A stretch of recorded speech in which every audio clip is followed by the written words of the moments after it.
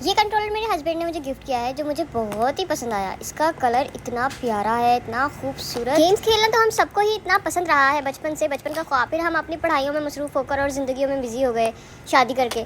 تو اب یہ خواب پورے کرنے کا وقت ہے جب زندگی نے ہمیں موقع دیا ہے. اپنی زندگی کے رنگوں کو کبھی بھی پھیکا نہیں ہونے دینا چاہیے, اپنے دل کو ہمیشہ زندہ رکھنا چاہیے. 2 دن کی زندگی ہے, اس کو کھل کے انجوائے کرنا چاہیے. چلے آئیں مل کر اس کی انباکسنگ کرتے ہیں.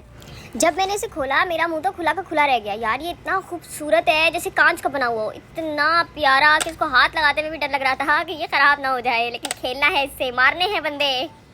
آج فرائیڈے ہے اور پورے ہفتے میں بس یہی ایک چھٹی کا دن ہوتا ہے جس دن تفریح اور گھر کا سودا لانا ہوتا ہے. پہلے تو گاڑی نہ ہونے کی وجہ سے کافی سفر پیدل کرنا پڑتا تھا, مگر اب سہولت ہو گئی ہے. صبح ناشتہ کرنے کے گھنٹے بعد ہم پیزا کھانے چلے گئے. پیزا اتنا ٹیسٹی اور چیزی تھا, آپ لوگ خود بھی دیکھ سکتے ہیں کہ یہ کتنا چیزی تھا. پہلے 2 سلائس بچوں کو دیے کہ اس سے پہلے وہ مجھ پر چھلانگ لگا کر مجھے ہی نوچ کھائیں. ہمارے سامنے ایک مزدور کام کر رہا تھا, اسے بھی اس کے نصیب کا حصہ دینے کے بعد ہم میاں بیوی نے پیزا انجوائے کیا. پھر ہم چکن لے کر گھر چلے گئے. بچے اور شوہر سو گئے, میں نے کھانا تیار کیا. دل تو بریانی کا تھا مگر چاول ختم تھے تو کڑھائی بنا لی, اور ساتھ یہ چکن کے پکوڑے ٹائپ بھی کچھ جو مجھے بہت پسند ہے. یہ میں بچپن سے بناتی آئی ہوں اپنے لیے. جب بھی کچھ کھانے کی کریونگ ہوتی تھی جھٹپٹ سے چکن کی بوٹیاں نکالی, اس میں مسالہ لگایا اور پکا کے کھا لی. اتنی ٹیسٹی اور جوسی بنتی ہیں یہ کہ آج تک مجھے یہ بہت زیادہ پسند ہے. میں نے سب کو جگایا, ہم لوگوں نے پکوڑے کھائے اور پھر ہم گروسری کے لیے چلے گئے کیونکہ سب کچھ ختم ہوا تھا.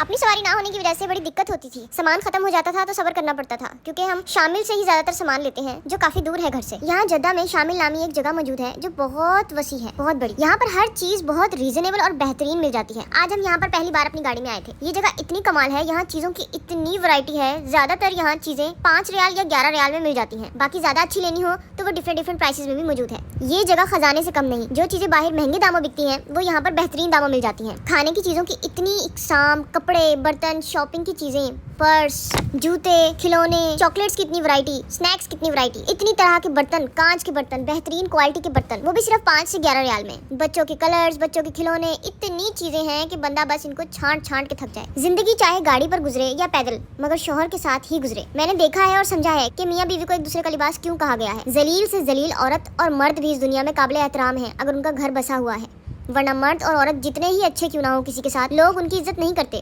چاہے وہ لوگوں کے کتنے ہی کام آئیں, چاہے وہ جتنے ہی اچھے ہوں, چاہے گھر خراب ہونے میں ان کا قصور تھا یا نہیں تھا, کوئی ان کی عزت نہیں کرتا. میں بلا وجہ برداشت اور ظلم سہنے کے حق میں نہیں ہوں, مگر اللہ پر یقین رکھ کے شروع کے دن خاموشی اور برداشت سے کاٹ لیے جائیں کہ صلح دینے والی ذات اللہ کی ہے تو وقت اور حالات جلد بدل جاتے ہیں. لیکن اگر وقت اور حالات نہ بدل رہے ہوں تو بلا وجہ کی برداشت سے بہتر ہے کہ زندگی میں آگے بڑھا جائے. مجھے لگتا ہے کہ عورت کو آج کے دور میں مضبوط ہونا چاہیے. اسے ہر ممکن سکل سیکھنے چاہیے کیونکہ اس نے ایک بہت بڑی جنگ لڑنی ہے, وہ بھی ایک عورت سے ہی. اس معاشرے کو مرد سے زیادہ عورت نے خراب کر رکھا ہے. وہ عورت جو ساری زندگی یہ شکوے کرتے گزار دیتی ہے کہ شوہر نے نوکرانی بنا رکھا ہے, گھر کے کسی کام میں ہاتھ نہیں بٹاتا, اور دوسری ہی طرف وہ بیٹیوں پر چلا رہی ہوتی ہے کہ بیٹے کو ہل کر پانی نہ پینا پڑے, سارے کام اس کے ریڈی ہوئے ہوں, یا تو اس کی بہنیں کریں یا ماں تو خود ہے ہی نوکرانی اس کی. وہ عورت جو شوہر کے غصے کا شکوا کرتی ہے, وہی عورت بیٹے کے غصے اور سخت طبیعت پر ناز کرتی ہے کہ میرا بہادر بیٹا اتنی سی عمر میں اتنے تیز غصے کا ہے, یا بہنوں کو کہتی ہے کہ خاموش ہو جاؤ, تمہارے بھائی کو یہ نہیں پسند, وہ نہیں پسند. ایک عورت جو ساری زندگی اپنے شوہر کی بد کرداریوں سے تنگ رہی, وہی عورت فخر کرتی ہے اپنے بیٹے پر کہ اس پر تو ہزاروں لڑکیاں فدا ہیں. میرے حسین بیٹے کو تو لڑکیاں اتنے تحائف بھیجتی ہیں, اسے کون سا لڑکیوں کی کمی ہے. اور پھر یہی بکواس وہ اس کی آئی ہوئی بیوی کے سامنے بھی کرتی ہیں, شاید اس کو اس کی اوقات یاد دلائے رکھنے کے لیے کہ وہ اوقات میں رہے اور گھر کی مالکن بننے کی کوشش نہ کرے. جبکہ شادی کا مقصد شوہر کی خدمت, بچے پیدا کرنا اور صرف برداشت نہیں ہے. اس کا مقصد وہ ہے جو سب بھلا بیٹھے ہیں. یہ عورت خود ہی نسلیں تباہ کر کے مرد کے پیچھے پڑی ہیں کہ مرد خراب ہے, جبکہ تربیت ہم خود نہیں کرتی. آج بھی ساری توجہ بیٹی پر ہے. اپنے ارد گرد دیکھیں تو کون سا بھائی اٹھ کر پانی بھی پیتا ہوگا. سب کی کوشش ہے کہ لڑکی کو پڑھایا جائے, اس کے ساتھ ہی سب ہنر بھی سکھائے جائیں اور اس کو صبر اور برداشت کا سبق بھی پڑھایا جائے تاکہ گھر وہ بسا لے, اور اگر نہ بھی بس پائے اس کی ہزار کوششوں کے باوجود تب وہ خود کما کر اپنی زندگی بغیر کسی احسان کے گزار سکے. یہی تھوڑی توجہ اگر ہم اپنے بیٹوں کی تربیت پہ بھی دے لیں تو بیٹی کو اتنا کچھ نہ سکھانا پڑے. انہیں بتائیں کہ انہوں نے بھی گھر بسانا ہے, کسی کی بیٹی لا کر احسان نہیں بلکہ ذمہ داری ہے. مرد کو ضرورت نہ ہوتی تو کیا وہ شادی کرتا؟ ضرورت تو مرد کو ہی ہوتی ہے نا, تبھی تو کسی کی بیٹی بھی آ کر لاتے ہیں. اکثر مردوں کی آواز اونچی سن کر میرا جواب یہی ہوتا ہے کہ آواز نیچی کر کے بات کی جائے گی تو بات سنی جائے گی, نہیں تو مجھ سے بات کرنے کی کوئی ضرورت ہی نہیں ہے, میں سنوں گی نہیں. میں نہیں چاہتی کہ میرا بیٹا یہ سب دیکھے کہ مرد ہونا صرف اونچی آواز اور طاقت کا نام ہے, جبکہ مرد تو ایک محافظ کو کہتے ہیں جس کا کردار مضبوط ہو اور دل موم سا نرم. مگر آج کے مردوں کو بنایا کیسے جاتا ہے, جسمانی طور پر مضبوط اور دل کے پتھر, اور کردار ان کا اتنا ہی خراب ہوتا ہے. یہ آج کی عورت کی ذمہ داری ہے کہ ہم مردوں کی تربیت پر بھی برابر دھیان دیں. انہیں یہ نہ سکھائیں کہ مرد کو تو چھوٹ ہے, بیٹیوں پر نظر رکھیں کہ کہاں گئی تھی, کہاں سے آئی ہیں, کس سے بات کر رہی تھی, और बेटियों को ये कहकर चुप करा दें कि बेटा है, करने तो जो कर रहा है वो कर सकता है, घर तुमने बसाना है, उसने तो किसी की बेटी को लाना है जिसकी जिंदगी हम सब ने मिलकर तबाह करनी है। जो बर्दाश्त करेगी तो घर बसेगा, वरना अपने घर चलती बनेगी। ज्यादा से ज्यादा क्या हो जाएगा, और कोई ब्याह लाएंगे। 80 कोड़े और संसारी की सजा जब दोनों के लिए इस्लाम ने बराबर रखी है, तो हम कौन होते हैं इज्जत के नाम पर बेटी को जिंदा दफनाने वाले और बेटे पर फख्र महसूस करने वाले। बेटों की तरबियत बेटियों से ज्यादा मुश्किल है,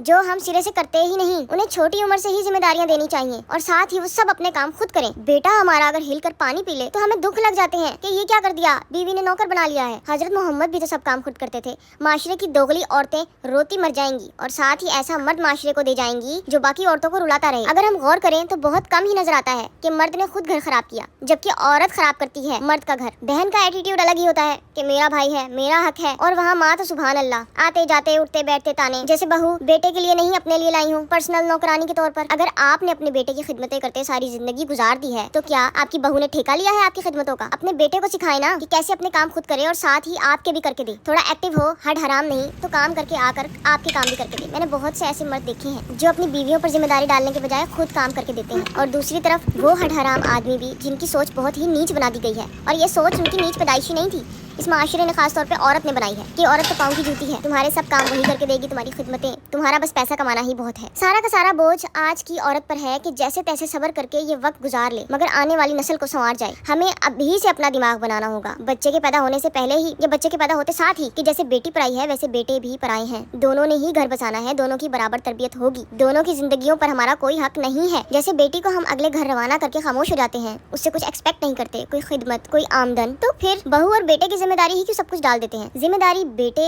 बेटी और दामाद की होती है, मगर निभाती कौन है? सिर्फ बहू। जैसे हम बेटी से कोई उम्मीद नहीं रखते कि बस वो अपना घर बसा ले तो हमारे लिए बहुत है, तो इसी तरह हम बेटे की जिंदगी को क्यों नहीं सोचते, क्यों उसकी जिंदगी को अपने हाथों से आग लगा देते हैं। कई मकाम पर औरतें ये बैठकर सोचती हैं कि ये माएं जो अपने बेटों से मोहब्बत की दावेदार हैं, क्या ये मोहब्बत करती भी हैं? जब ये घर का सुकून खुद आग में झोंके रखती हैं, मुस्तकिल तानेबाजियों से और नीचा दिखाने से। जो मेन मकसद है शादी का वो तो हम भूल चुके हुए हैं, जो कि सुकून है। और सुकून तभी देगी औरत जब उसको खुद को सुकून मिलेगा। हम सारा दिन कुत्ते की तरह उससे काम करवा कर उसकी सारी एनर्जी चूस लेते हैं, उसके बाद तानाबाजी करके उसके दिमागी सुकून भी बर्बाद कर देते हैं, और हम एक्सपेक्ट करते हैं कि जब हमारा बेटा घर आएगा तो उससे उस औरत से सुकून मिलेगा। हम अपनी मर्जी से औलाद पैदा करते हैं, वो औलाद जो जिंदगी को जीने की वजह देती है, तो फिर उस औलाद पर एहसान कैसा? जिम्मेदारी तो हमारी थी कि हम उन्हें दुनिया में लाए हैं, उनकी अच्छी परवरिश करें, उनको इतना मजबूत करें कि वो अपने पैरों पर खड़े हों, उनको उनके घर का कर दें। क़यामत के दिन ये सारे सवाल एक माँ से होंगे, वो माँ जो सारी जिंदगी अल्लाह से शिकवा करती रही अपने साथ होने वाली ज्यादतियों का, लेकिन जब वो खुद माँ बनी और उस पर जिम्मेदारी डाली अल्लाह ने, उसे बेटा देकर आजमाइश में डाला कि वो शायद नस्ल सवार जाए आगे आने वाली औरत के लिए। मगर उस औरत ने क्या किया? अपने बेटे को बिल्कुल बर्बाद कर दिया, नक चढ़ा सर फिरा, मगरूर बना दिया। ना उसे औरत की इज्जत करना सिखाई, ना उसे बताया कि औरत क्या है और उसका मकाम क्या है। उसे सिर्फ बहन और माँ की पट्टियां पढ़ाकर इस दुनिया से चली गई। क्या उससे सवाल नहीं होगा जो वो आजाद दूसरी औरत के लिए छोड़कर गई है? औरतों को आटा गूंदना पता नहीं क्यों मुश्किल लगता है। मैं तो एक बड़ा सा बाउल ले लेती हूँ, उसमें आटा डालकर 2 मिनट के अंदर आटा गूंज जाता है। पानी डालते जाओ ऊपर से और हाथ को घुमाते जाओ, इतना बेहतरीन आटा इतने कम टाइम में गूंज जाता है। ना पानी गंदा होता है, ना बर्तन गंदा होता है। सालन तो मैं बना गई थी और फिर मैंने आके रोटियां भी बना ली। फिर हमने खाना खाया, थोड़ा एंजॉय किया, मूवी देखी और हम सो गए।